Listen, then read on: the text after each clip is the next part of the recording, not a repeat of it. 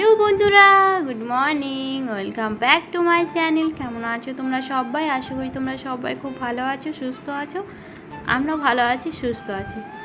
তো তোমাদের সকলের সুস্থতা কামনা করে ফ্রেশ আরও একটা ব্লগ স্টার্ট করে দিয়েছি। তোমরা কন্টিনিউ দেখতে থাকো, আশা করি তোমাদের ব্লগটা ভালো লাগবে। তো দেখতেই পাচ্ছ আজকের ব্লগটা আমি মাম্মাম আর মাম্মামের নতুন একটা বান্ধবীকে নিয়ে স্টার্ট করছি। আর মাম্মাম আর মাম্মামের একটা নতুন বান্ধবী হয়েছে, তো সেজন্য আর কি। তো দেখো মাম্মাম আর মাম্মামের বান্ধবী কিন্তু সকাল সকাল মানে নিজের ব্রেকফাস্টটা কমপ্লিট করে চলে এসেছে রান্নাবাটি খেলার জন্য। দেখতে পাচ্ছ তোমরা এদের এই খেলাটা দেখে কিন্তু আমার ছোটোবেলাটার স্মৃতি মনে পড়ে গেল। দেখতে পাচ্ছ তোমরা, তো এদের খেলাটা দেখে ছোটোবেলাটার স্মৃতি মনে পড়ে গেল। আর সেই জন্যই আর কি এদের খেলাটা আমি ক্যামেরা বন্দি করে রেখে দিলাম। কারণ এই খেলাগুলো না আমরাও কিন্তু অনেকে খেলেছি, তোমরাও হয়তো অনেকে খেলেছো। জানোই তো ছোটোবেলাকার স্মৃতি আর কোনোদিনও খুঁজে পাওয়া যাবে না আর কি। মানে যে সেগুলো সময় আর পের করে চলে এসেছি পার করে, আর সেগুলো আর কোনোদিনও পাওয়া যাবে না। তো দেখতে পাচ্ছ তোমরা এরা খেলতে বসে গেছে। তো চলো যাই হোক, মামামের বান্ধবী দুজন মিলে খেলতে বসে গেছে। মানে এখনই ওরা খেলে, মানে কখন কি খেলে কি না সেটার কোনো ঠিক ঠিকানা থাকে না। তো আজকে ওরা রান্নাবাটি খেলছে, তো সেই জন্য আর কি সেটাই আর কি ক্যামেরা বন্দি করে আমি রেখে দিলাম। তো চলো যাই হোক, এখন আমি রান্নার জন্য প্রস্তুতি নিচ্ছি, দেখতেই পাচ্ছ তোমরা। কারণ আজকে আর সকাল থেকে ব্লগটা স্টার্ট করলাম না, আজকে 9:30 থেকে ব্লগটা স্টার্ট করছি। তো দেখো আমার মামাম কিন্তু আবার রেগে গেছে আমার উপরে, দেখতে পাচ্ছ তোমরা। দেখো রেগে গিয়ে কেমন করে আমার পিছনটায় গিয়ে বসে আছে, আর আমি কিন্তু সেটাই তোমাদেরকে বলছি যে দেখো আমার সোনামা রাগে গেছে, রাগ করে কেমন হয় পিছনে বসে আছে। আর বান্ধবীটা কিন্তু ডাকতেছে, আবার কিন্তু চলে গেল। মানে ক্ষণে ক্ষণে রেগে যাবে, আর ক্ষণে ক্ষণে আবার রাগটা ভেঙেও যাবে ওর। মানে বেশিক্ষণ রাগ করে আবার থাকতেও পারে না। তো চলো যাই হোক, আজকে আমাদের বাজার চলে এসেছে, তো বাজারটা থেকে আজকে মানে ভিডিওটা স্টার্ট করছি আমি। মানে রান্নাবান্নার থেকেই আজকে, আর সকাল থেকে স্টার্ট করিনি। তো আজকে কি করব সেগুলো আর কি তোমাদের সাথে শেয়ার করব। তো তোমরা সঙ্গে থাকো, পুরো ব্লগটা দেখতে থাকো, সমস্ত কিছু বুঝতে পারবে।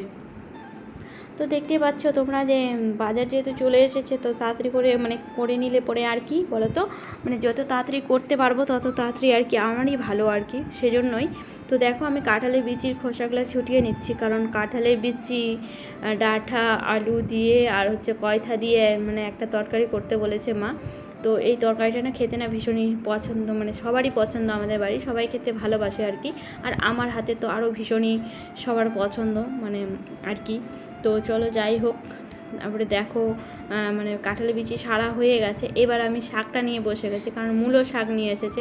মানে প্রায় দিনই আমাদের শাকটা কিন্তু আর কি বেশিই খাওয়া হয়। তো আজকে আর সেরকম মাছ টাছ কিছু নিয়ে আসেনি, শাক নিয়ে এসেছে, এগুলোই আজকে নিয়ে এসেছে। আর মামাম দেখো আমার কাজে কাজে হেল্প করে দিচ্ছে একটু একটু করে, দেখতে পাচ্ছ তোমরা, শাক তুলে দিচ্ছে আমায়। আর দেখো এখনই কিন্তু রেগে গেছে, দেখতে পাচ্ছ তোমরা, মুখ দেখে রেগে গেছে, কেমন শাকটাকে ফেলে দিল। মানে কখন রেগে যাবে, কখন কি করবে, মানে মামামের কোনো ঠিক ঠিকানা থাকে না, রাগার কোনো টাইম টেবিলও থাকে না। তো চলো যাই হোক, আমি মানে শাকগুলোকে মানে বাছে নিয়েছি, শাকগুলোকে বাছে রেখে দিয়েছি একদিকে। তারপরে ডাঁটার পাতাগুলোকে ছাড়াচ্ছি, কারণ অনেকগুলো ডাঁটা নিয়ে এসেছি, সবগুলো তো আর রান্না করবো না, অর্ধেকটা রেখে দেবো আর অর্ধেকটা করব। আর আজকে আমাদের কি রান্না হবে না হবে সেগুলো তোমাদের সাথে শেয়ার করব আমি। তো তোমরা কন্টিনিউ দেখতে থাকো পুরো ব্লগটাই, কী করছি।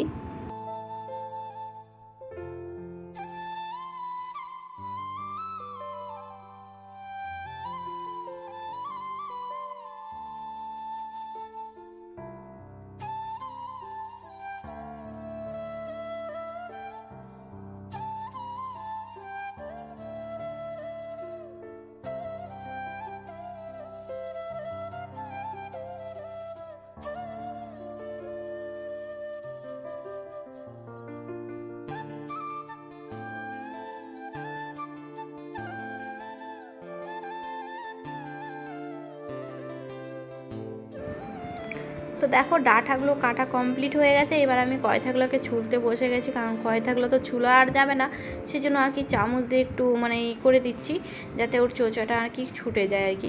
মানে কয়থাটা বটি দিয়ে ছুলা যায় না, সেজন্য আর কি চামচ দিয়ে একটু মানে করে দিচ্ছি, ঘুষে দিচ্ছি, আর সব খোসাগুলো মানে ছুটে যাবে। তারপরে হচ্ছে এটাকে কেটে নেবো। আর এই কাজটা না করতে না আমার ভীষণ বিরক্তিকর লাগে জানো তো, মানে কয়থা কাটতে, তারপরে যে কচুগুলো যে থাকে না, কচু এগুলো আলু কচুগুলো, সেগুলো করতে আমার ভীষণ বিরক্তিকর লাগে। মানে এই দুটো জিনিস না আমার খুব ভীষণ বিরক্তিকর লাগে। তো দেখো কয়থাটাকে ছুলা হয়ে গেছে, কাটা কমপ্লিট হয়ে গেছে। তারপরে দেখো মূলো শাকটা নিয়ে বসে গেছি। আর জানো তো মূলো শাকটা না আমাদের বাড়িতে না এরকম করে যদি না কাটা হয়, মানে মানে মূলো শাকটা না এরকমই করে কাটি প্রতিবারই আর কি। তো পুরো একদম চিকন চিকন করে কাটতে হয়, মানে মা আর কি এরকমই খায়। আমার জবের থেকে মানে দেখেছি আমি, মানে মা এরকম করে কাটতে রান্না করতো আর কি, মানে আগে আর কি। তারপরে দেখো সমস্ত কিছু কাটাকাটি আমার কমপ্লিট হয়ে গেছে। এবার আমি চলে এসেছি উনুন জ্বালাতে, কারণ উনুন পাড়ে আজকে হচ্ছে ভাতটা না উনুন পাড়েই করবো আর কি। মা বলেছে যে ভাতটা উনুনে করো, আর হচ্ছে তরকারিগুলো না গ্যাসে করো। খড়ি যেহেতু আছে, মানে উনুনেই রান্নাটা, আজকে রান্নাটা না আমার উনুনেই করার ইচ্ছা ছিল, যেহেতু আজকের ওয়েদারটা না মানে মেঘলা মেঘলা ওয়েদার ছিল, আর ঠান্ডা ঠান্ডা ওয়েদারটা ছিল, রোদ্রু খুব একটা ছিল না। তো সেই জন্যই আর কি আজকে ইচ্ছে করছিল যে আজকে আমি উনুন পাড়েই রান্নাটা করব। তো উনুনটাকে আগে জ্বালিয়ে নিই, পরে আবার ডিসাইডটা হবে যে কী করব কী না। তো উনুনটা যেহেতু জ্বালিয়েছি, উনুনটা কিন্তু দারুণ জ্বলছে, দেখতে পাচ্ছ তোমরা, উনুনটা এমন জ্বলতেছে মানে কি যে উনুন পাড়েই রান্নাটা করি। তো উনুন যেহেতু জ্বলে গেছে, তো এবার ভাতের হাঁড়িটাকে আগে চাপিয়ে দিই। তারপরে দেখো ভাতের মানে উনুন পাড়ে যেহেতু রান্না করার ইচ্ছে আমার জাগছে, তারপরে দেখছি যে ভীষণ কড়কড়া করে রৌদ্র উঠে গেছে। মানে উনুন পাড়ে যেহেতু রান্না করবো আর কি, রৌদ্র দেখে না আর ইচ্ছে করলো না। আর উনুন পাড়ে রান্নাটা মানে খুব গরম আর কি, অস্থির অস্থির মনে হয়। তো সেই জন্য আর কি উনুন পাড়ে আর গেলাম না, এখানে চলে এলাম। আর দেখো মামামের জন্য কিন্তু ডিম সেদ্ধ বসিয়ে দিয়েছি। মামাম ডিম সেদ্ধ খাবে প্রেশার কুকারে, সেই জন্য ডিমটা দিয়ে দিয়েছে। মামাম আর আজকে কিছু খাবে না, সকালে দুধ বিস্কিট খেয়েছে আর কিছু খেলো না। তো ওকে বললাম যে ঠিক আছে তাহলে। আর আমাদেরও কিছু খাওয়া হয়নি জানো তো, আজকে যেহেতু তাড়াতাড়ি বাজারটা চলে এসেছে, রান্নার দিকেই চলে এসেছি। আর মামামের পাপা বসে আছে খাওয়ার জন্য, কারণ মামামের পাপা সকাল থেকে কিছু খায়নি আজকে, মানে শরীরটা একটু খারাপ আছে, তো সেই জন্য আর কি কোথাও যায়নি বাইরে, মানে দোকানেও যায়নি, তো বাড়িতেই আছে আর কি। সকাল থেকে কিছু যেহেতু খাওয়া হয়নি, তো তাড়াহুড়ো করে রান্নাটাই আগে করে নিচ্ছি আমি। তো চলো যাই হোক, দেখতে পাচ্ছ তোমরা যে আজকে সব সবজি টবজিগুলো আমি ধুয়ে নিচ্ছি, মানে সব কিছু কমপ্লিট করে রেখে দিয়েছিলাম তার আগেই। আর এখন শুধু জলটাকে মানে জলটাকে একটু ছেঁচে দিয়ে তারপর হচ্ছে তরকারিটা বসাবো। আর মামাম কিন্তু আমার সাথে, মানে মামাম কিন্তু আমার পেছনটায় দাঁড়িয়ে রয়েছে, সেটা আর কি তোমরা দেখতে পাচ্ছ না। মামাম বলছে আমাকে যে মা আমার ডিমটা দাও না। তো মামামের ডিমটা হাফ বয়েল করে সিদ্ধ করে রেখেছিলাম, মানে ভাজতিকে বলেছিলাম যে তুই ডিমটা সেদ্ধ করে দিস তো মামামের জন্য, আর আমি হচ্ছে তরকারিটাকে বসিয়ে দিই। তো ও হচ্ছে ডিমটা আগে বসিয়ে দিয়েছিল। তো দেখো মামামের ডিমটাকে বের করে দিলাম, আর দিয়ে ঠান্ডা জল দিয়ে মানে একটু ঠান্ডা হতে দিলাম, সাথে সাথে তো ঠান্ডা হবে না। তারপর মামামকে বললাম একটু ঠান্ডা হোক, তারপরে তোমাকে দিচ্ছি আর কি। তারপরে দেখো কয়তাটা হচ্ছে লবণ দিয়ে একটু চটকাই দিচ্ছি, লবণ দিয়ে চটকাই দিলে না একটু নরম নরম ভাবটা হয় আর কি।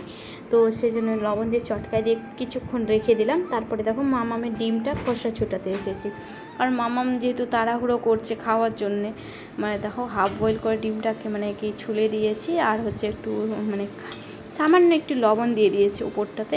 আর মামামকে বলছি যে যাও নিয়ে যাও, খেয়ে নাও বসে বাইরে। তো মামাম আর কি নিয়ে যাবে, বাইরে বসে খাবে।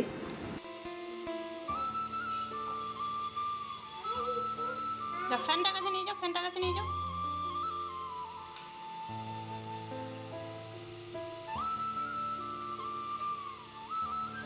দুই হাতে ধরো, ভালো করে ধরো।